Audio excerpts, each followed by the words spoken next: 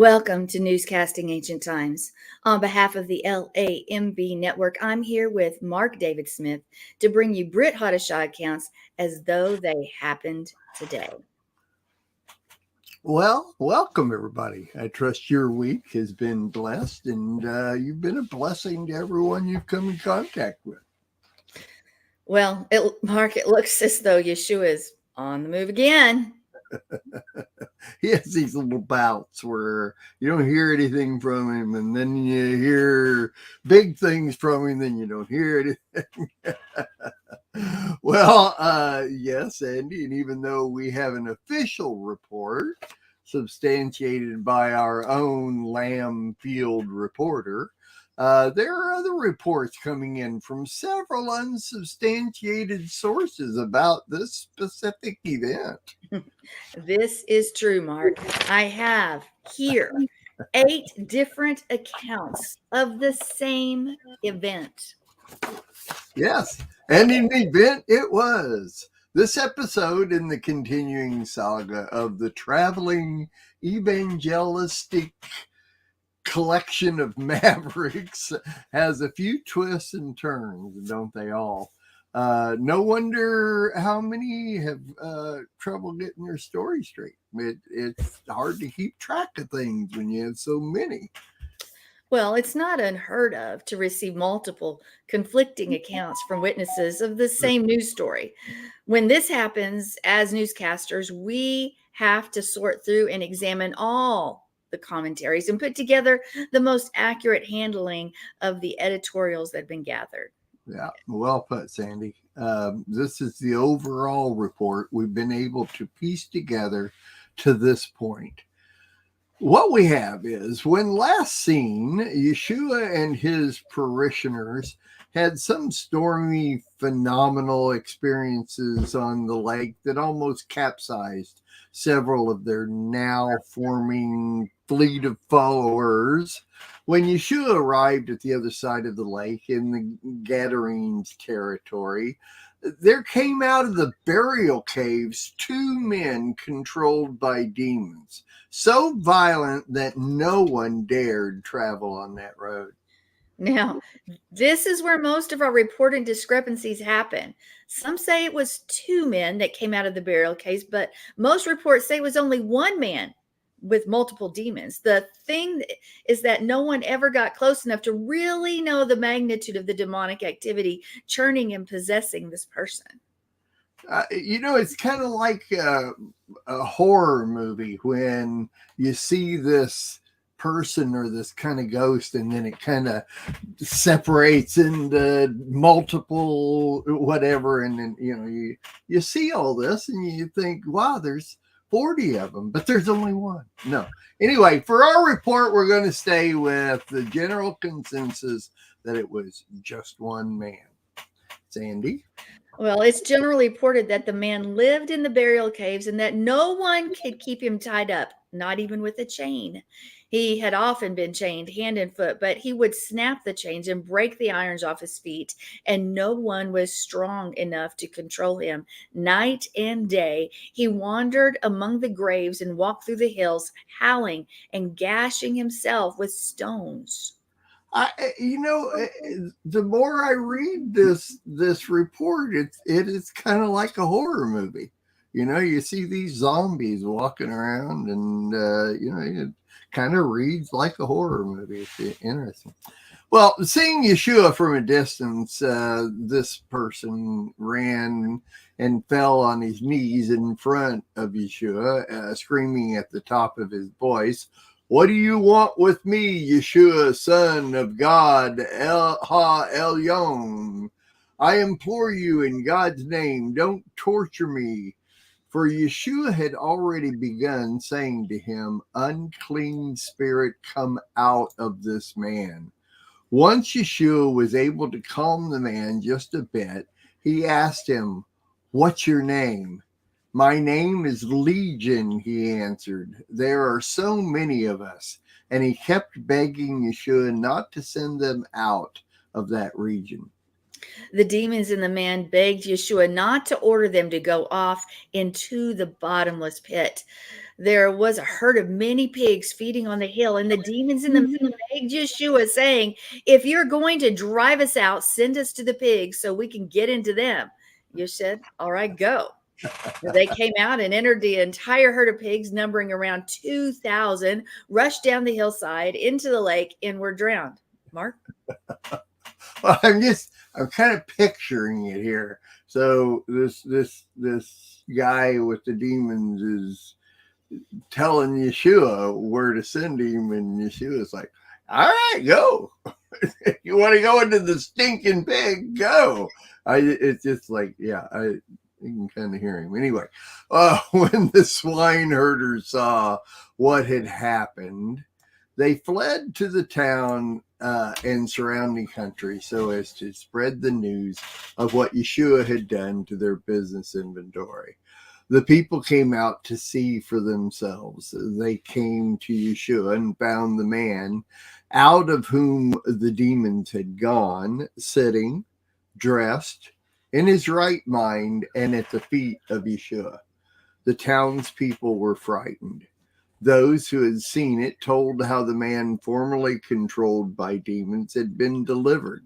Then all of the people of the Gerasene district begged Yeshua and his entire entourage to leave them, for they had been seized with great fear. Sandy? Well, as Yeshua and his companions boarded the boat to leave, the man from whom the demons had gone begged that he might go with him. But Yeshua sent him away, saying, "Go back to your home and tell only of how much Adonai and his mercy has done for you." He went off and began proclaiming in the 10 towns how much Yeshua had done for him, and everyone was amazed. I don't doubt. Well, 2,000 pigs. 2,000? Well, what do you think?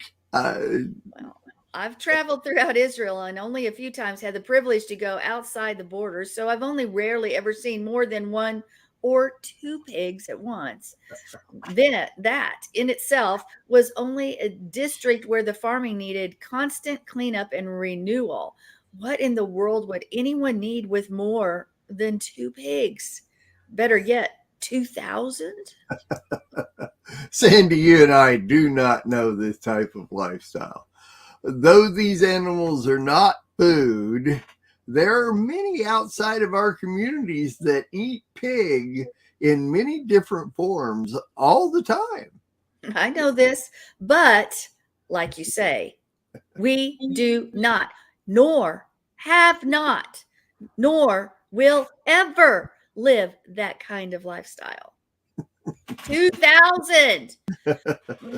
What exactly do you mean by many different forms?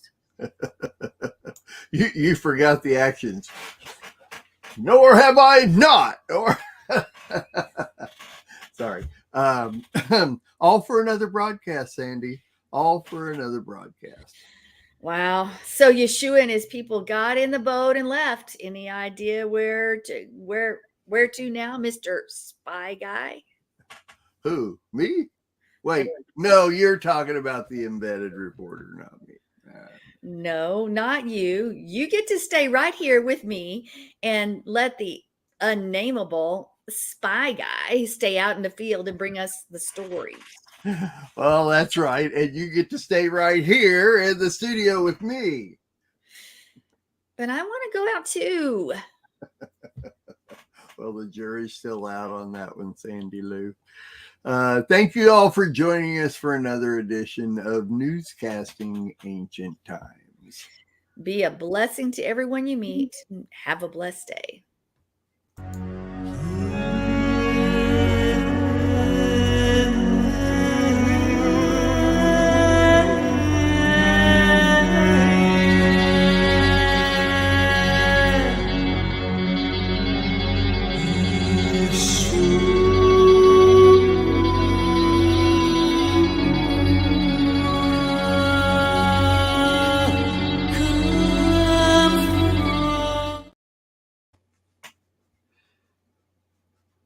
That was a fun one.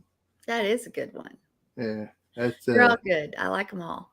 I do too. I do too. Except I do have a question. Yeah, sure. We're What that? broadcasting in Israel like it's the first century. How did we watch movies? This is newscasting ancient times. Sandy. How do they have a newscast in back in those days? Well, It's all relative. It's just okay. it's a blending. It's a blending. It's like your first line, for instance. The very first line in here. Where are we at? Come on. Is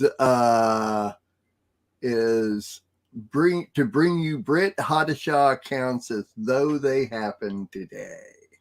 That's the way I look at it. We could look at it this way too. They have found ancient computers and things like that. So who's to say? Who's to say? Just That's because and you have to, I mean, back later you had town criers, but somebody spread the word. I mean, that's why I said go and tell. Go and tell. So yeah. Oh, life. I think about it often. I really do. I think about it often in how life is so much differently lived, drastically different than it was 50 years ago, 100 years ago, 200 years ago. You keep going back in time, and the way people lived their lives was so drastically different. I mean, and our thought patterns of things that we do and think every day is based on our present time. We don't think the same way people did 100 years ago. We can't possibly think the same way because of our circumstances, because of the way the world is. I have often said that there's three things that have changed our world. And first of all is communication. Communication has changed so much in the past 100 years. It's changed drastically in the past 50 years, in the past 20 years. But it's also transportation. That is so much different. And that allows, the invention of the airplane has just changed the world. And what was there one other thing I hadn't thought about? Well, television and things like that has made the world really small because of that goes back to communication, because then everybody knows things right as they happen. So exactly. Every eye will see. We've got the other side now. A lot of it's fake. And people don't know. I know. Everything as well. I know, and that's a 2-hour show just to get the first episode in. Right, exactly. No, but it's interesting. When I write these out, I kind of think, it's almost a blend of what if Yeshua walked today and did these things that we read about in the Gospels? He'd be put in jail. That's real true. Or taken by the government and experimented on like he was an alien. Or put in a psychiatric ward and drugged up so he'd be quiet. Yeah. That's the deal. It's a different world. We live almost on a different planet than 2,000 years ago. We're only visiting this planet. That's good. Yeah, exactly. We're only visiting this time. So that's right. Anyway, it's fun. This is fun stuff. So do you know how much food you eat a year? How much food I eat a year? No, but I thought about it. I have an inkling, because my wife is in another part of the country now. We're about 1,500 miles away, and we have been for about a month and a half, and I still have about a month and a half before I go out and join her. And the difference between how much I eat and what I eat when she's here and when she's gone is almost 180 degrees. It's like when you have two of you, we're going to use that word. We influence each other on, if if the food is there, then most likely I'm going to eat it. Right. It's real hard to just ignore food that's in your refrigerator, in your cupboards, things like that. But when she's not here and I buy it for myself, it's a whole different. Our refrigerator even looks different because of things. And let me tell you what, I have lost, Sandy, How as of much? this morning, I have lost 14 pounds. Well, congratulations. 14 pounds. John looks so svelte too, being in that hot car all the time. I Yeah. wish, I do physical stuff all day long. I wish that I could drop the weight like Mr. John Craig. He can just slim up like that. And I shouldn't complain because we're our own worst critic. But especially girls, women, we always criticize. And I would love to be at the weight I was. I'd love to be back at 110 pounds that I was 20 years ago. So Yeah. 15 Yeah. years ago. I guess 15 years ago or less would probably get no, that's not actually true because I was that weight when my dad died. So that's 9 years ago. Well, it's a process. It's hormones. It's a process of elimination. It's a process of knowing exactly what you're putting in your body and what you're eating. I may not eat the best stuff, but I do know how to regulate what I eat. Well, that doesn't even matter, at least for a woman when she hit menopause. There's just something that happens, even if you eat, like I eat once or twice a day. And a lot of times it's just vegetables, and that doesn't matter. Yeah. Yeah. Yeah. Do you only, here is probably my number one thing. Do you only eat when you're hungry? Well, yeah, because I'm usually eating just once or twice a day. So yes, by that time I'm really hungry. No, I there's get not it. snacking there. I don't snack. So Well, John is there sometimes, not there sometimes. From what I understand, he's not there a lot of times. So right. It's really just it's almost in my situation, it's where you're there. But when it's the two of you, it's a different story. That's kind of like when my wife is here and she's hungry and she's going to fix a meal. I'm not hungry, but I'm smelling the food. I know what she's fixing. I want some of it. So I may just eat, just a small portion, which I'm finding I can only eat smaller portions anymore. But I've just now eaten when I'm not hungry. Yeah, pretty much.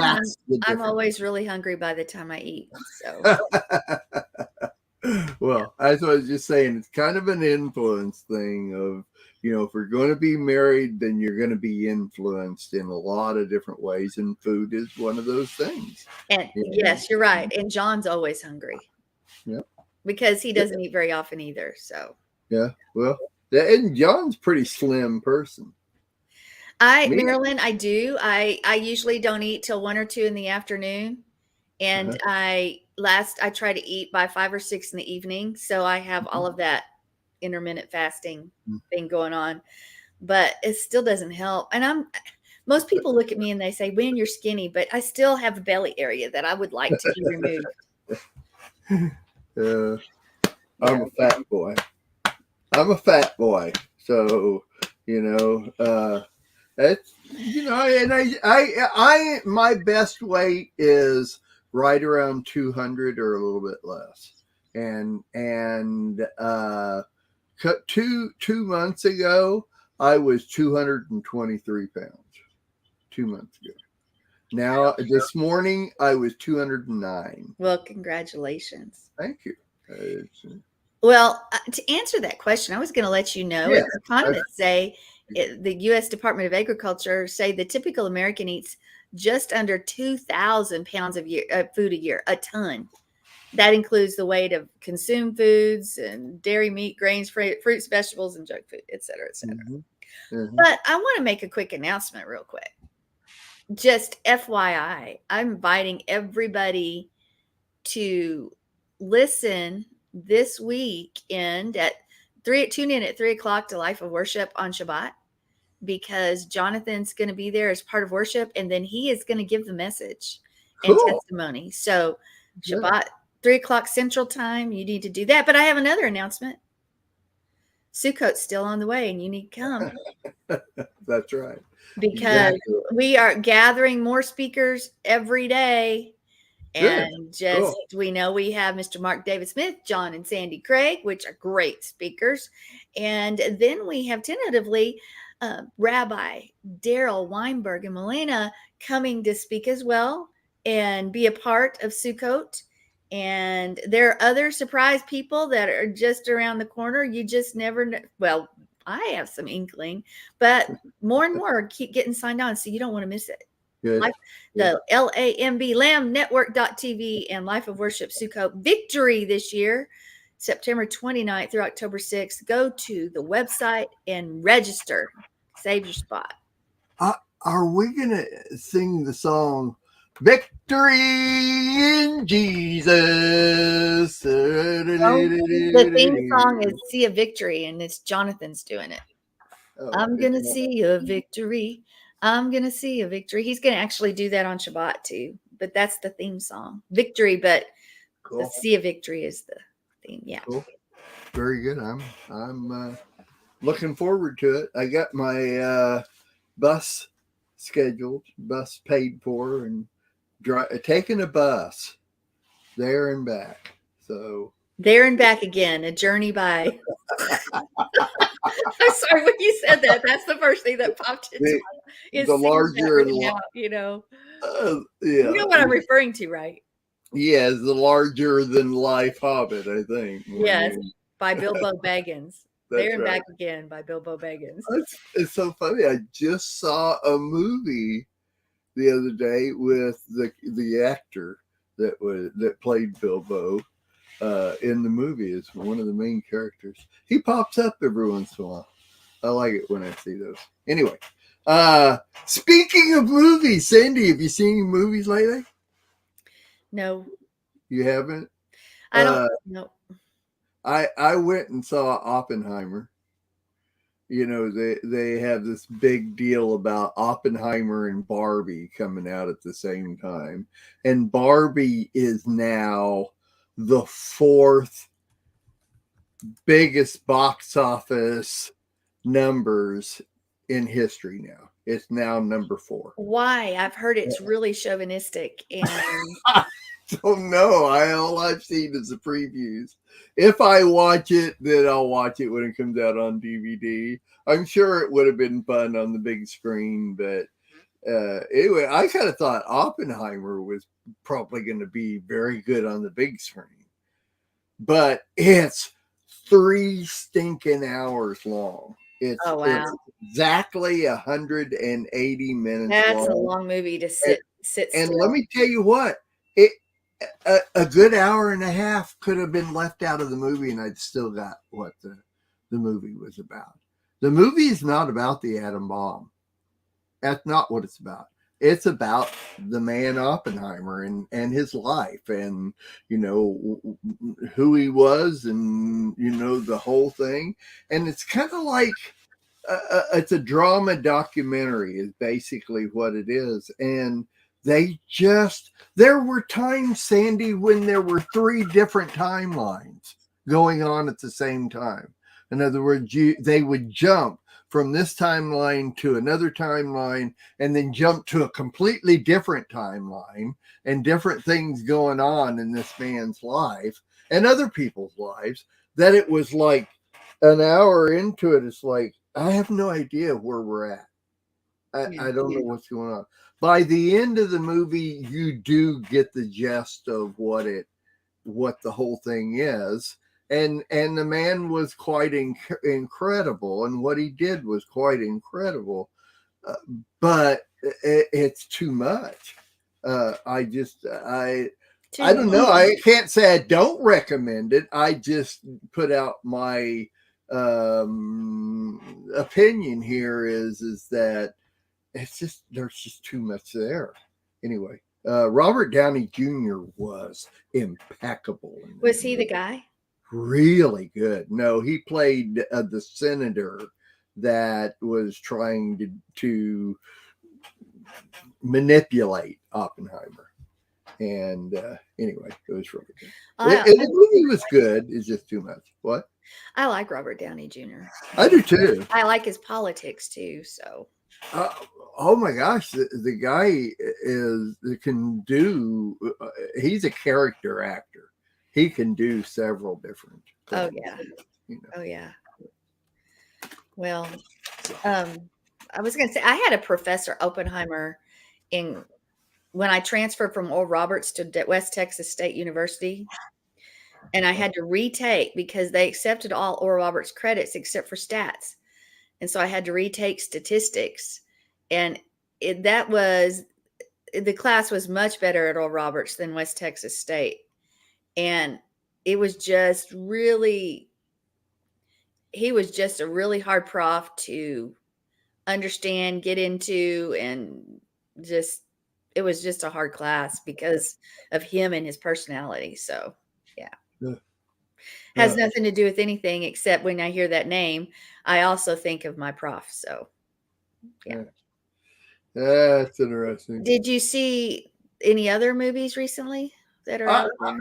I have, but I have been so saturated watching so many. I just can't think of any of them to talk about. That none of them impressive enough to talk about. There's one. I'm because my wife is gone and I have more time to sit around and watch these things. I'm getting into series. Okay, they now, a big thing on the internet, if you watch your media on the internet, which that's all I do. I don't have cable, I don't have television, I don't have that. Mine's all done through the internet. But the big thing these days is what's called limited series. And they're what we used to call mini series. You know, when we watch TV and they'd have like every week a new, and there was only like 4 or whatever like that.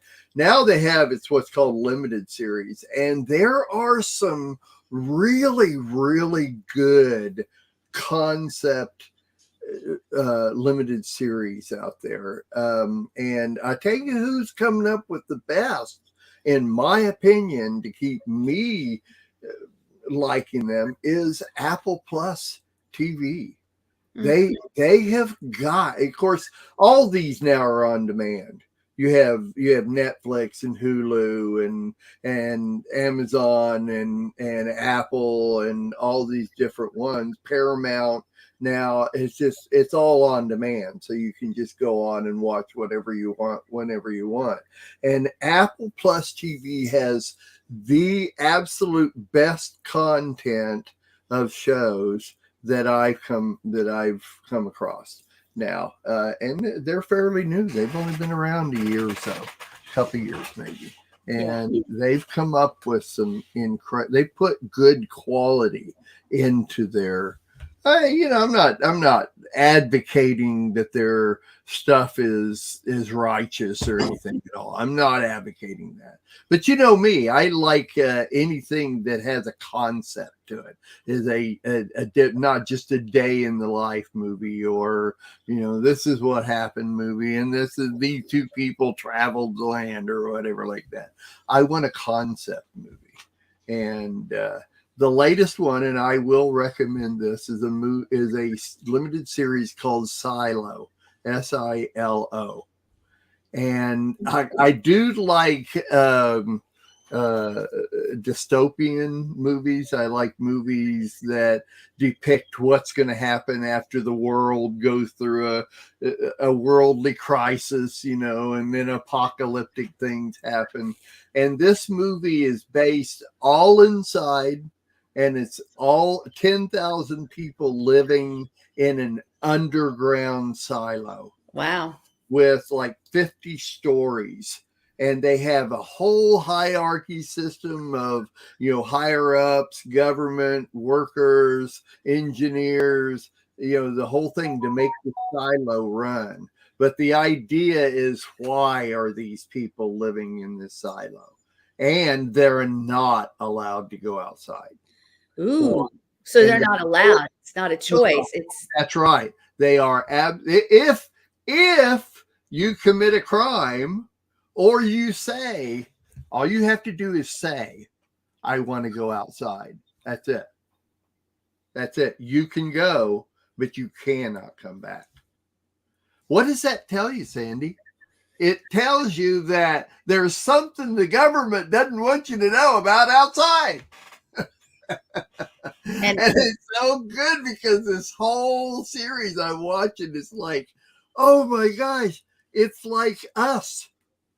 It's like today. It's like we're all living in this silo, and there's a government or whatever out there controlling everything that's going on, and they don't make you do it, but they manipulate your thoughts into a point where you don't want to go outside. You don't want to go outside their system. And that's what this show is about. And it is really, really, Rebecca Ferguson is the main actress in this. And there's not a lot of big names in it or anything. It's just an Apple Plus. So you really like it? It's entertaining. Oh my gosh. But no, concept to me makes it makes me think about what they're trying to get across, or what the concept is, and that's what I like. So anyway, I highly recommend this. If you can get a hold of the series, then I highly recommend this one. But put it in perspective of today and the world we live in. It's pretty good. Great ending too. Good ending is always good for me. I like good. Real quick. Did you ever get into the series Manifest? It was on, I think it was on like ABC or something like that. They did 3 seasons, and then they dropped it, but Netflix picked it up and did the last season. I think I watched an episode or 2, and we just got rid of television stuff so long ago, and I have seen it. I just haven't. I've seen it there on Netflix or whatever, and I just haven't. It's not that it was bad. It's just I haven't hadn't. Well, it is in the fact that it's sci-fi. It's not bad. It's just sci-fi. So like you have to go in that concept of it. And after watching 4 seasons of it, I think they could have done 1 season, and they could have done a mini series or a limited series on it, 10 episodes, and could have done the same thing. They drew it out way too much. But I just finished it off 4 seasons, and the ending of it was, so if you have watched this, but you haven't finished it, my suggestion is go in and finish it, because it is one of the best written concepts that are out there. And it's about a plane that takes off, and then the people, when it lands, or no, they disappear. I think they disappear, and then all of a sudden they're back. All of a sudden they show up. But it's yeah, I don't know. I don't remember the first of it. I know how it ends, but anyway. So I suggest that one. That's if you like sci-fi and you got to get away from, today the big deal is the universe. Nobody talks about God. Nobody talks about religion. Everything that's mentioned, if it's supernatural, is now the universe. Everything, every movie, every show you see, everything is now the universe did this, or the universe wants this to happen, or let me consult the universe, or this happened because the universe made it happen, and that type of thing. And there is no God. There is no, it's spirituality, but it's people don't, it's not apropos to mention God or Jesus or anything like that anymore. It's just, it's the universe. And I mean, it's across the board. Where it used to be, Sandy, remember 20 years ago, we'd watch a movie or a TV show and people talked about God, people mentioned Jesus, people, it was no big deal. It was just a part of who they were. Even sitcoms, which were ridiculous, still talked about God and everything. And you never, if you hear that, that means this show is not going to make it. That people aren't going to listen to this. They don't want to hear it anymore. So they've changed it to universe. Now it's universal. Hey, Yeah. there's some chat in here going on about the time. Guys, sir, our service starts at 3 p.m. Central. So if you're Eastern, it will be 2 p.m. And in the Denver area, it will be 4. Or no, that's wrong. You're right. It will be. Eastern will be an hour later. So it'll be 4 p.m. Eastern. In the Denver area, be 2. And then you just go accordingly. So 4 p.m. Eastern, 3 p.m. Central, and do the math from there. And it's not on Lamb. They have to go to your YouTube channel to watch it. Yes, it will be. Lamb will probably play it later on. So. Yeah, on the Life of Worship. Yeah. Show. So just clarifying that for everybody in chat and everybody else who's listening. So good. 4 o'clock Eastern, 3 o'clock Central. We'll just go from there. Yeah. John and Sandy just do way too many shows on Lamb, so we have to limit them sometimes. We have to cut them off. You know, it's just you guys. Whatever. All right, we ready to go on, Sandy Lou? All right. Second, third. Here we go. Oh, by the way, so I don't eat 2,000 pounds of food in a year. I can't imagine that either. I can't imagine that I do either. And where in the world did they come up with that? It was the Department of Agriculture and that other thing I said. It was 2 different entities that said that that's how much we eat. Yeah. Okay. Good luck with that. All right. Here we go. We'll be right back.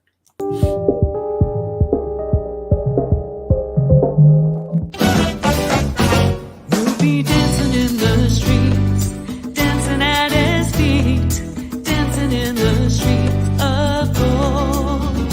We'll be dancing in the streets, dancing at his feet. Well, we are going to talk about a subject that is ringing true to me at this moment, at least in part, and it's give your soul a rest. What does that mean? Well, what is your soul? It's your mind, will, and emotions. But I want you to think about your day, or I'm even thinking about my day. You're caring for your kids or your grandkids. You've got aging parents. Maybe someone you love is dying. You're a single parent. You've got ministry. You've got your jobs. You've got garden. You've got the activities that the family are in. You've got so many demands upon you. And oftentimes you're the only one that can take care of them, or at least that's what it seems. And it's overwhelming. And then you get to the point eventually where you're just exhausted. You're depleted of strength. Maybe you're suffering from fatigue, and not only physically, but there's something that gets heavy when you even spiritually in your heart, in that mind, will, and emotion area, your soul, because there's just so much. I'll be honest, I'm there right now just in getting things taken care of around here. and I'm doing the program. And I think that mostly right now, what I feel is physical. I need some physical rest. But hey, do we ever think about needing a spiritual rest as well? Well, guess what? You're begging for rest. What is rest? You just, maybe you pray, hey, Father, it's time. I just can't handle anymore. I just want rest. Can't you come back and finish the job or take care of this or send someone along the way? And it's just because our days are so filled up with frenzy and anxiety and everything's hurry, hurry, hurry. And we've talked about that before, but we haven't talked about this spiritual side necessarily the way we're going to talk about it today. So I want you to think about this. Have you ever had a good workout at the gym? I love to have a good workout at the gym, although it's been too long since I've been. It feels really good to rest after you've had that workout. You're like, oh, and you just want to chill for a minute because your body enjoys the rest, but it not only enjoys the rest, it needs it because it's been working out hard or your day, and you just need to rest. So when your soul, when you've been wounded, when you've been overwhelmed, when so many things have been going on, it's the same thing. It's like this workout that you've been in, and you need a rest in that way as well. Your soul, your spirit, you need a rest. Yahweh actually promised us to rest our souls, or tells us his word in Exodus 33:14. He says, my presence will go with you and I will give you rest. Isn't that an amazing promise? Yes, my presence, his presence gives us rest. Well, that should be pretty telling right there. How much time do we spend in his presence where we can receive rest? Probably not enough. So in Psalm 62:5, he says, yes, my soul, find rest in Yahweh. My hope comes from him. Where does your rest from? Your rest is not from everything else or just sitting back and chilling. No, your rest is in him. In fact, we've talked on Walking about rest is the goal in your life, and your rest is Yeshua. Whole nother program. You can go watch that series here on the Life of Worship Ministries YouTube channel. But then you read again in Psalm 116:7, return, O my soul, to your rest, for Yahweh has dealt bountifully with you. Wow, what a promise. Rest and bountiful with that. And then Psalm 23:3, Yahweh restores your soul. Do you need restored? Are you in a place where you need that rest, where you're like, it's enough. It's enough. I've had so much on my plate, so hard to deal with, so many things, and I'm crying out to you. Matthew 11:28-30 says, come to me, all you are weary or burdened, and I will give you rest. Take my yoke upon you and learn from me, for I am gentle and humble in heart, and you're going to find rest. Of course, we know that what is a yoke? The yoke is the teaching of the rabbi. Yeshua's teaching. Yeshua's yoke is easy, and his burden is light. He says, cast it upon me. A wounded soul can be a heavy burden, but Yah invites us to come to him because he will give us rest if we will choose to do so. If we will choose to do so. Many people whose souls have been wounded, you try all kinds of ways to feel better. Maybe you even go to a shrink or a psychologist or psychiatrist or something, get counseling, tell your friends, tell everybody you talk about. And there's a myriad of other ways we try to solve the issue with that, and it doesn't work. Because ultimately we need to surrender to Yahweh. We need to surrender to him. And when we're doing the other stuff, it becomes frustrating. It's exhausting. It just adds to the chaos in our lives. Actually, it adds to that burden, because nothing and no one apart from Yah can ever give you rest. Hebrews 4:1-3 says, therefore, while you come, a promise of entering his rest still stands. Let us fear lest any of you should seem to have failed to reach it, for good news come to us, just to them. But the message they heard did not benefit them, because they were not united by faith with those who listen. For we have believed, enter that rest. Okay, what are we saying? God's our rest. Yeshua is our rest. That is our goal. Psalm 23, that's all about your goal of finding rest in Yeshua. Believing and trusting Yah, because what? He is the doorway into Yah's rest. Yeshua is the door. He is the door. We've talked about that. The more we trust him, the easier life's going to become. But then you say, but I'm stressed. Well, again, who do we cast our burdens upon? We're stressed to the max, but Yahweh wants to guide us. He wants to give us that direction, but oftentimes he wants us to just be still and enter into his presence so we can find that rest. Yes, take time to daily listen to him. We have 2 ears and 1 mouth. Sometimes we just need to be quiet and listen. Listen to him as we enter into his presence through worship, as we enter into his presence through prayer. Remember, prayer is 75% worship and 25% petition. And then go over the uplifting verses, the word that is Yeshua, because it expresses our heart. Be still and know that I am Yah, and I will be exalted among the nations, and I will be exalted in the earth. Psalm 46:10. It's the core of everything is trust. Can we rest in him? When we look at that word still, herafu, it's that word comes from 2 roots, Rapha, which is number 7503 in your Strong's Concordance, which that's the traditional meaning. Be still and know that I am Yah, I'm God. But the word translated as still can also mean to hand down, relax. But it has that idea of being still. But there's another element to that word, and it stresses healing. Healing? There's healing in rest? Yes. There's healing in his presence? Yes. The word Rafa'ah means to cast down. We can't forget that. Rafa'ah, to cast down, to let fail, to let hang down, relax, especially the hands. Let everything out of your hands just cease. So we have this sense of not making an effort, not putting forth exertion. Okay. Well, what does that mean?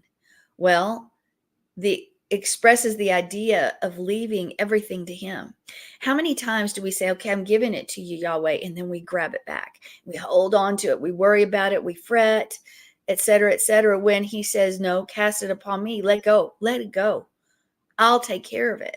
But we don't trust him enough to take care of it. We trust ourselves. And think about it, folks. Why do we do that? How many times have you failed yourself? I can count many times, right? Okay, so this idea of being still has this idea to let go and to stop striving. And it would be better translated, maybe cause yourselves to let go, or let yourselves even become weak so he can be strong. And surrender. Here's that word again, surrender. Do we need to surrender to him? Yes. So here's another part of that root, that RUPH, a root of Rapha, which I gave you that definition already, that it has this idea of being healed. Translators lean towards the root Rapha because of what it says, but don't forget, healing is a part of that letting go. Can you be healed when you let go and trust Yahweh, when you enter into his presence? Absolutely. Let it go. Well, do we do it easily? No, we don't. We may even say, hey, I just can't let it go. It's just too important. I can't let it go. I've got to resolve this thing now. I can't let the burden go. And you're worrying about your parents, your kids, the ministry, your job, your finances, et cetera, et cetera. Stop that. How many times does the word say, fear not? You need rest. Well, how do you find rest?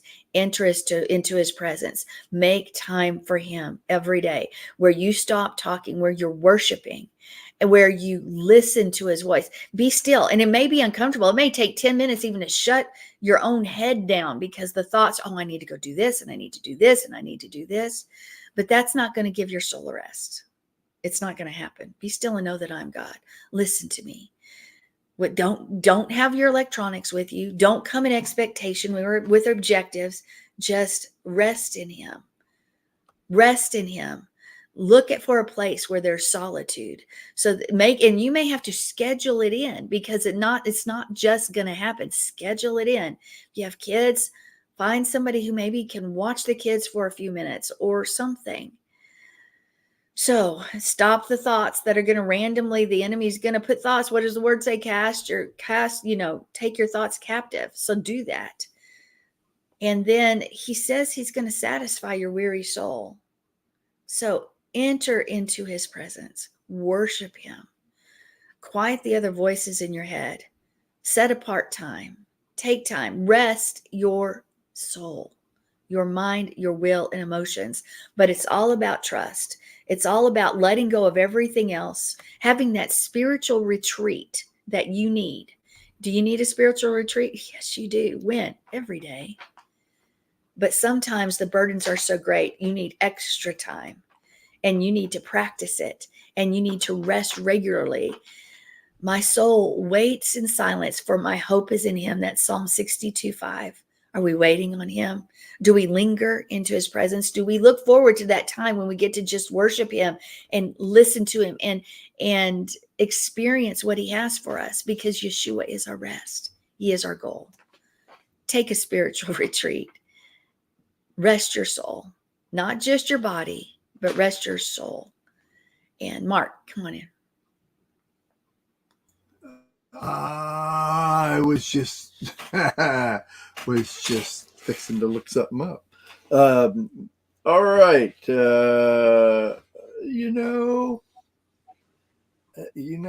This is a topic that is relative to each individual, I think. In general, everything that you said is right. It's good and all, but it's kind of like we were talking about eating and how much food we eat and things like that. We had talked about that, and I think it's each individual. Each individual has to go through certain things, and I think probably the number one thing on the list is to recognize that you need that spiritual rest. I think that all too often, and this works both in us as spiritual people, but also people that are not spiritual, secular people that have no religious wonderings at all. It's an acclimation thing to first of all recognize. It's like one of those steps things, is the way I see it, and the way I see it for me is that maybe in the same way that, for instance, Friday is preparation day for Sabbath.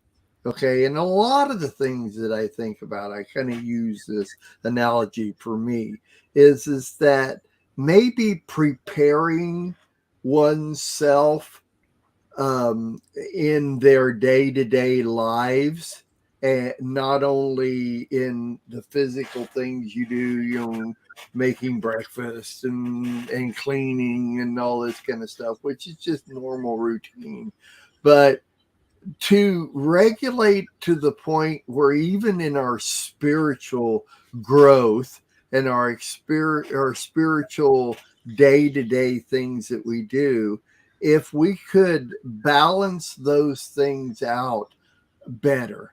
In other words, first of all, like I said, is to recognize who you are, where you are physically, spiritually, all these other things. Then maybe if we were to regulate those things on a daily basis on our routine, then a spiritual rest would not have to be so drastic. Because there are some of us that just don't recognize it. I think it really comes down to recognizing this and balancing our lives. I think is really what it comes down to, for me anyway. It used to be, when we were talking about this, is they used to call me 100-mile-an-hour man.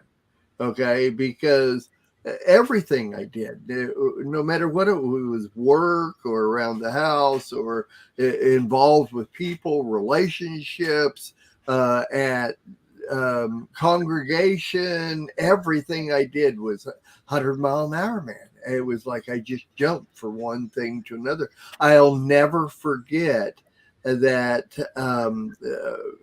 my rabbi used to be Monty Judah, and we had an extremely good relationship. We were and we still are. We're not real close anymore, but we don't have anything, negative with each other. We just are not together anymore.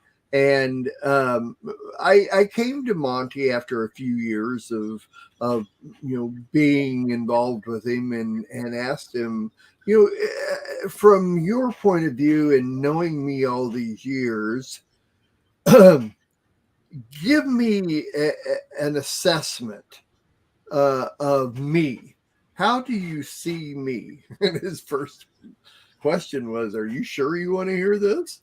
And it's kind of like, well, I respect him, and I was kind of going through a self-evaluation and everything, and it was important because Monty was a huge influence on me, and I respected him a lot, so I wanted to know. And his only remark is that I jump into things too quick, is I don't take the time to let things grow or let things develop in anything that I did, that I found what I wanted to do, and then I went 100 mile an hour into it, instead of taking my time to let different things let me learn something, and then meditate on it, and and realize what the Lord wanted to show me on that thing, then move on to the next one, and so and so and so on. And that was his assessment. And literally, it was one of those, I could probably count 4 instances in my entire life where something that somebody said to me about me changed my life, and that was one of them. That was one of the things that caused me to stop and assess whatever I'm doing, let it ride, like you were talking about it, let it go, let it ride, let it form itself, and then take it at a certain rate of speed. Of course, now at 68, for several years now, I've slowed down so much that doesn't even really apply. But what it does is I'm talking about physical things and study, and I'm talking about prepare and everything. But I think what it does is that it gets you to a point where it's not such a dramatic spiritual rest. It's almost like so many times in my life, I worked and worked and worked myself up, not only physically, but spiritually, that I almost came to an abrupt edge of the cliff. In other words, if you take another step, you're going over the cliff. Stop, take a rest, spiritually, physically, everything. Just take a rest, stand back, and let things ride and figure it out from there. So my idea on the spiritual rest is that all of us should take periodic assessments of who we are, what we're doing spiritually, physically, everything involved in our world with the Lord, and let things balance out a little bit. And then yeah, we're still going to need to have some spiritual rest here and there, but maybe it won't be so drastic as it happens. And I think this is more probably for you and me type people, type A personalities, people that just go and go and go. And it was like, I was telling you earlier that my wife had texted me and told me that my daughter was 100 mile an hour mom, and it's because she wants to be her whole life. I remember since she was like 12 years old, all she wanted to do was be a mom. And, and now that she's a mom for everybody, and having 13 kids in her house in the morning and 14 different kids in her house in the afternoon, doing a sleepover or something, in the same day, that type of thing. Whereas she builds herself up and then she collapses, and not only physically but spiritually. And it was me. That was me. I did it constantly. And so my whole answer to this is balance and preparation. Balance and preparation helps us in every area of our life. Obviously, it's maturity, is really what it is. It's recognizing and mature. So recognize maturity, balance, all of those things. So there you go. That's my skill on it. And I didn't even cover half of my notes. So That's good. Thank you, Mark. you're welcome. Sure. Yeah. Rest. All right, I guess we're done with this part of it then, unless you have anything more to add. No, I'm good. Okay, well, let's go into another part of our show. We'll be dancing in the streets, dancing at his feet, dancing in the streets of gold. We'll be dancing in the streets, dancing at his feet.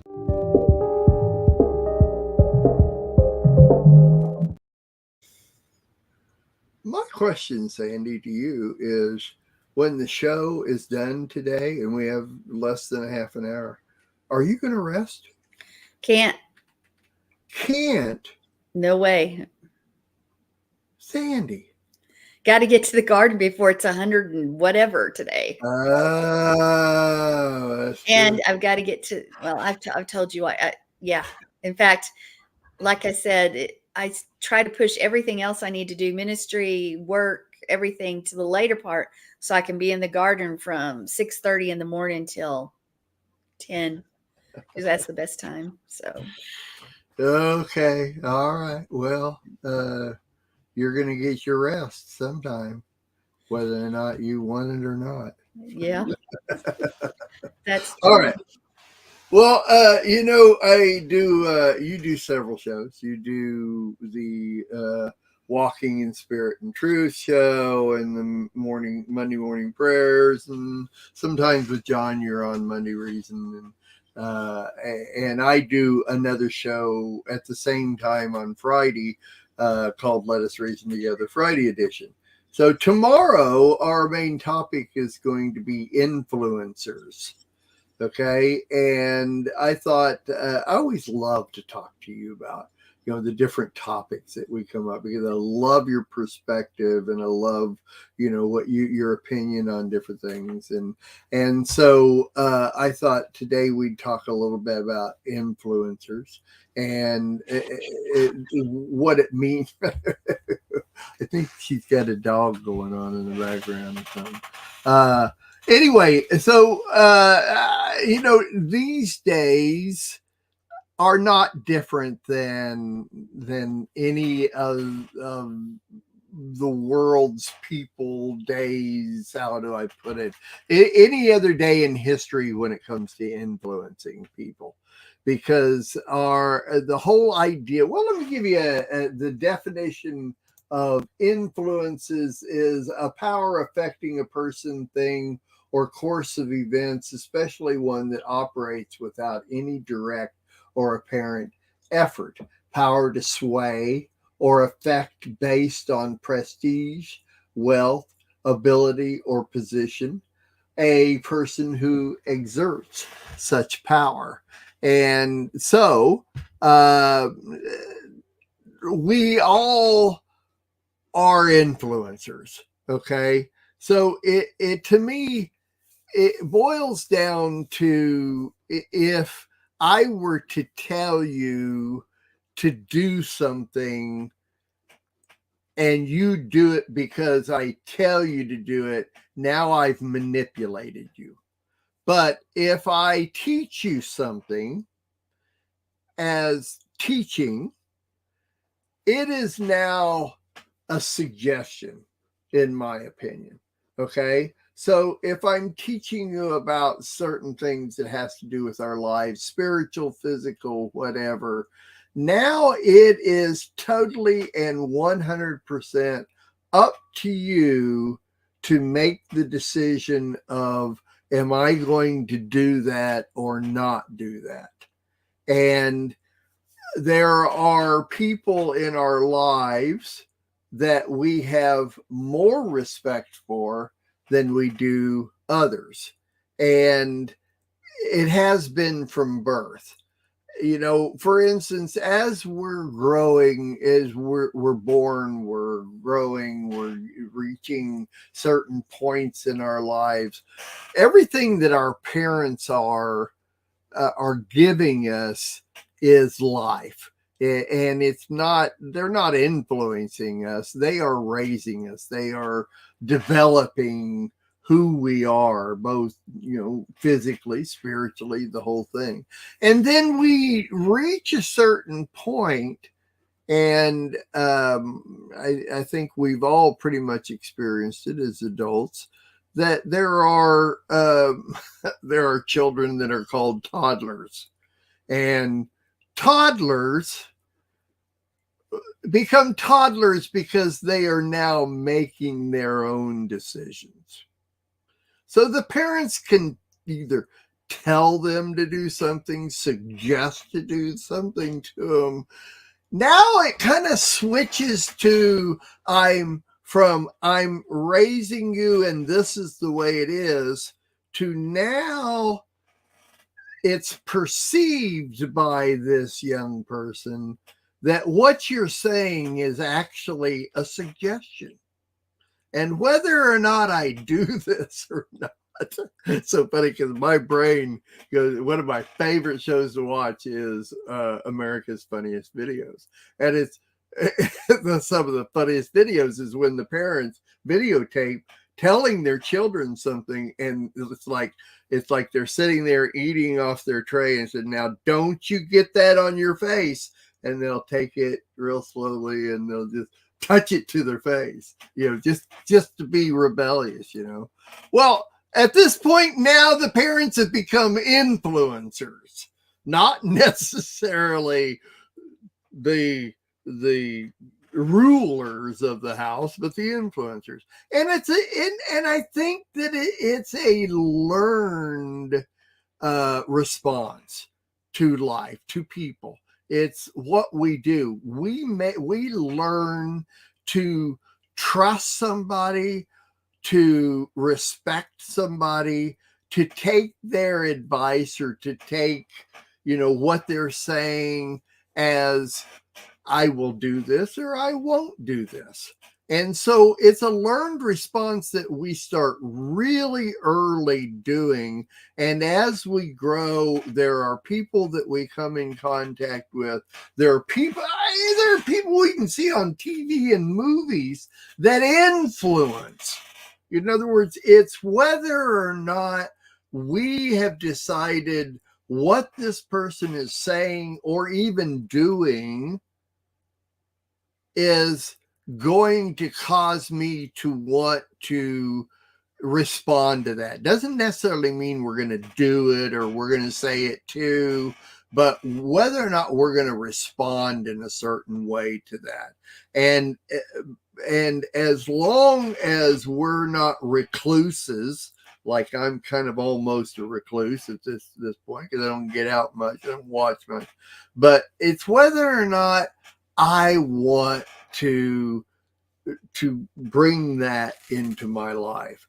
And so we allow people, even events that happen, we allow those things to either influence us or not influence us. And so, Sandi, you can jump in anytime. I've got a whole list I've been kind of putting together. Basically, we're sheep, you know, and that as being sheep, I mean, even leaders can be sheep if they allow this person to make a difference in our life. And so, we, each one of us have our own individual things that's happened. We can look at big name people. I mean, one of the people on my list is the Beatles. Remember the Beatles? The Beatles started off being famous and their songs were being bought. They became rich and people were following everything that they did. But then as time went past and we started seeing documentaries on the Beatles, we found out the Beatles were also influenced.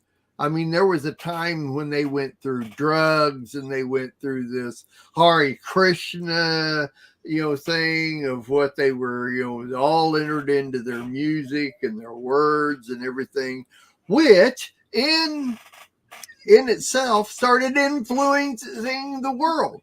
The people that listened to I was influenced by them. I was at an age when all this was coming out, like Sgt. Pepper's and Rubber Soul and all those were major changes. I was at an age when I was highly influenced by those things. I wanted to go out and experiment with Hare Krishna and drugs and all those kind of things. Not that there probably wasn't other influences in there, but each one of us have different people that we grow to respect, and it causes that influence within our lives. I mean, probably the only person, of course, we only have certain things written about Yeshua, but Yeshua, did Yeshua know these things when he was Yeshua, or was he influenced by things? And we know that it's supposed to be an influence on us, but then when you start thinking about his life and what he went through and the people that followed him, was he influenced by people? So it's just a process of thinking through all these different things. So Sandi, anything you want to thoughts while I'm bringing this out? I think we have to categorize influencers, especially in this day and this hour anymore, because there are actions and activities and people who influence us for the better. But now influencing is a job that is a paid job. That's right. And so we have influence on our lives that helps us become who we are, who we aspire to be, that affects how we make decisions, that because that word, the words or the actions of those people in our lives, whether it's our mom or dad, a teacher, a pastor, or a friend, or something, plays a part. And it can play a part for the worst too, because you become like who you hang with. So I always tell everybody, if you're hanging with somebody of the world, you're going to be like them. If you're hanging with somebody that's doing wrong, you're going to do it too, because there's influence. But then you have the side of the coin that's influencers now. That's the word that really does play almost into manipulation, because it's trying to sell something or a concept or an idea or a product. But it's under the title of influencers. And you could even say that marketing is an influencer, because look at commercials, look whether it's broadcast commercials, a billboard, or even you see something somebody has. I mean, it influences how we think, and it even influences our desires, which is really our flesh. When we're manipulated by that or influenced by that kind of thing, by those kinds of influencers, it's usually our flesh that they're speaking to, not our spirit, but our flesh, that mind, will, and emotion part of us. And so you have these categories of influence in our life, and each plays a part. But I think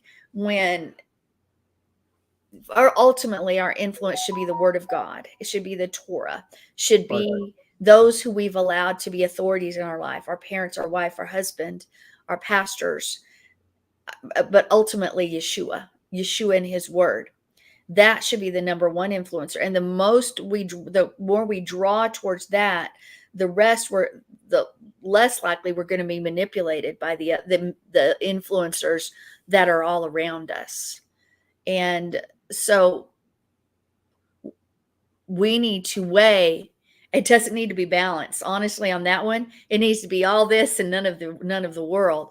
But we've got to make sure to position ourselves with the influence from the word, from those people that we've allowed into our lives, from things we've learned, from our lessons, from experience, to be the influence in our life and nothing else. A social experiment. If somebody says something bad about somebody, you start dwelling on that thing that they said, whether one person's opinion or several people's opinion instead of the reality of the situation. And all of a sudden, the way you think and the way you act is changed because it's influenced you. Whose voice is in your head? Because that voice it's very important. It's either the enemy or tools of the enemy, or it's Yah. And so therefore, we have to take captive those thoughts, which is in the word. And we've got to remove those sorts of influences from our lives, so that that his word and his way is what is precedent and what is obvious in our life. And with that, then we become this catalyst to influence others. I'll give you an example. I had our pastors back in the 90s. It was my husband's best friend and his wife, and they were killed, and they died in a wreck, skidded in Oklahoma into a semi. So their daughter and both of them died immediately. But up until that time, I remember the pastor's wife, her name was Jimmy. The things she said, she'd just take me aside because we'd spend time together. And she would say things, and it influenced how I saw things and thought about things from that point on. And she was a very godly woman. Did she follow Torah? No. No, she didn't, but she was a woman of God. And she influenced me by her actions, how she presented herself, and by her words. And it forever changed me.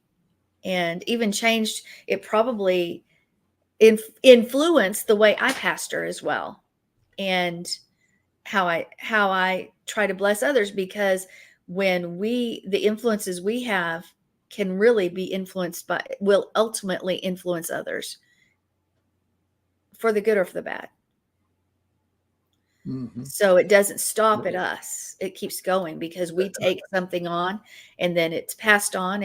And as you said, by teaching it or saying it, those kind of words can influence us, and that's true.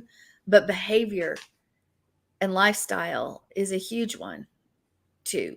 So words, life, actions, all of it matters. And I think through history is the difference between somebody that believes in predestination or the history of influences.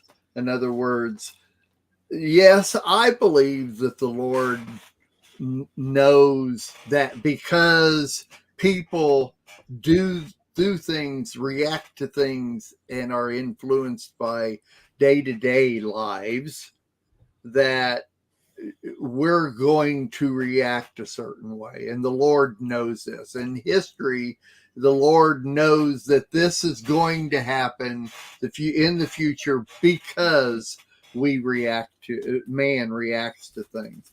But I don't believe that day-to-day history is set.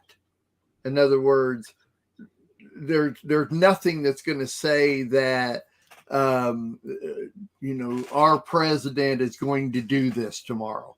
Now, what he does today may influence him to make a decision to do this tomorrow, but nobody knows that this is going to happen. So to me, it's the same thing with history and influencers is that, of course, there's always been influencers from the beginning of time, is the history is made up of reactions to influence from other people. It's just where we are today, but we react a certain way to different things. I just believe that influencing in any way, if you're going to use that word influence, it's a suggestion. Okay. It's a suggestion. It could be to one person or a massive amount of people. It's how they react. It's what they do with that suggestion. And what you had started talking about is called influencer marketing of today, which is only been around not that long. I thought I had a date here on this, but I don't. Is that it's only been because of social media that we really even use that word influencer. Because people have risen up. I mean, when I watch certain news, sometimes you see this person that's been arrested for doing something or causing something to happen, and their title is they're an influencer. You know, they're on social media and they've got 14 million followers.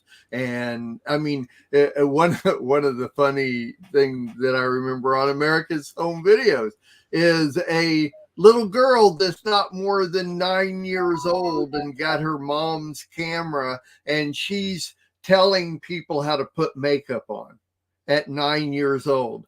And she calls herself an influencer.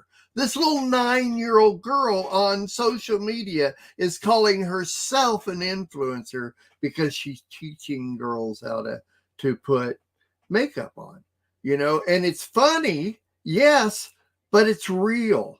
This is what this child is growing up to understand is that the people that she sees on the internet, on social media, those people are influencing her to do the things that she's doing. And it's how we react. And the younger a person is, the more susceptible to their reactions to an influencer it is. As we grow, we should, as we mature, we should recognize why the influencers that we come in contact with, whether they be good, whether they be bad, whether we respect them or trust them, all that. If you don't know this person, like social media influencers, if you don't know this person, how can you allow yourself to be influenced by them? You know, to me, it's like you said, if you're in the world and you're letting the world influence you, you're going to be worldly.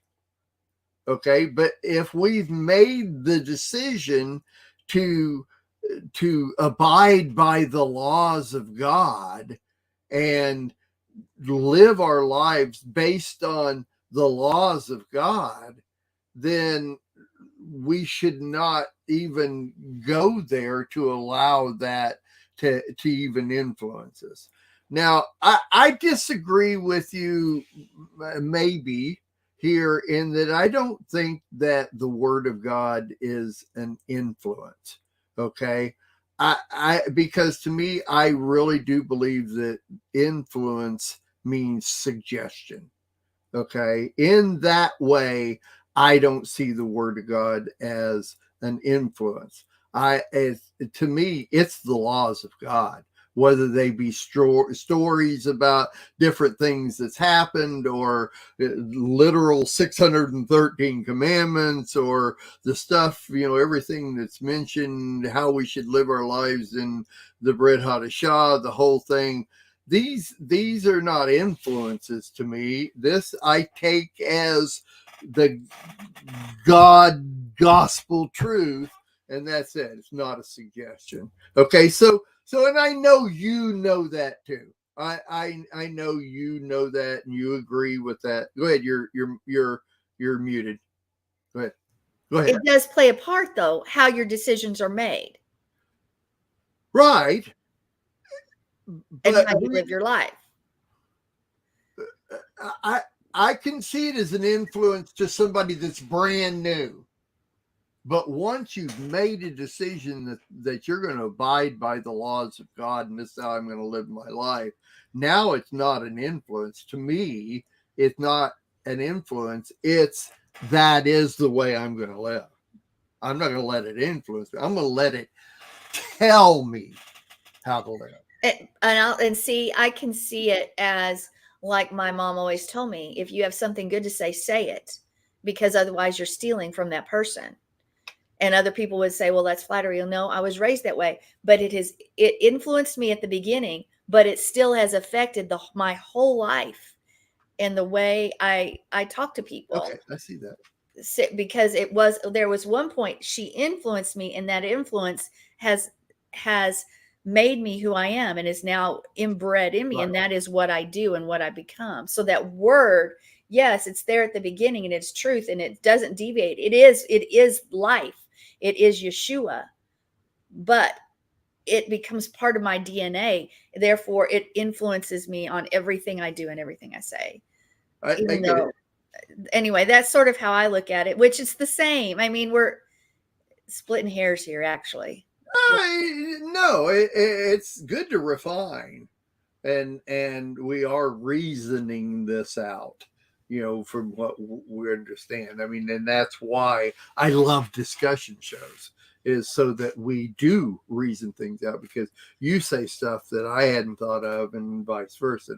And that's why I say, I think at the beginning, it's just like a child, a child starts off being influenced, but as soon as they're allowed to make their own decisions, now they become what used to be the law. You are going to pick up your room.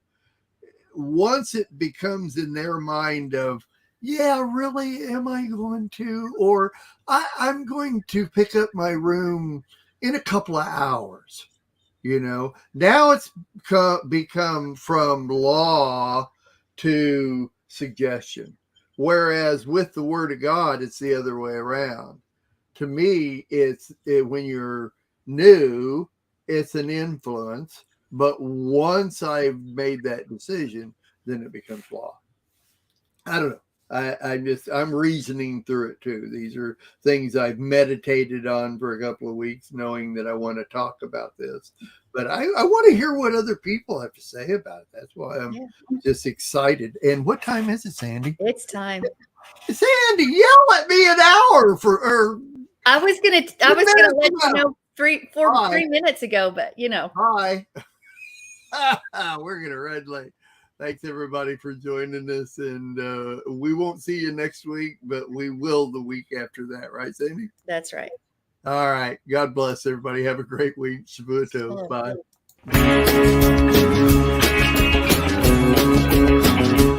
We are richly blessed to bring you what we believe is the fullest, most diverse, yet up-to-date progressive teachings, discussion, and prayer programming you can find anywhere on this planet.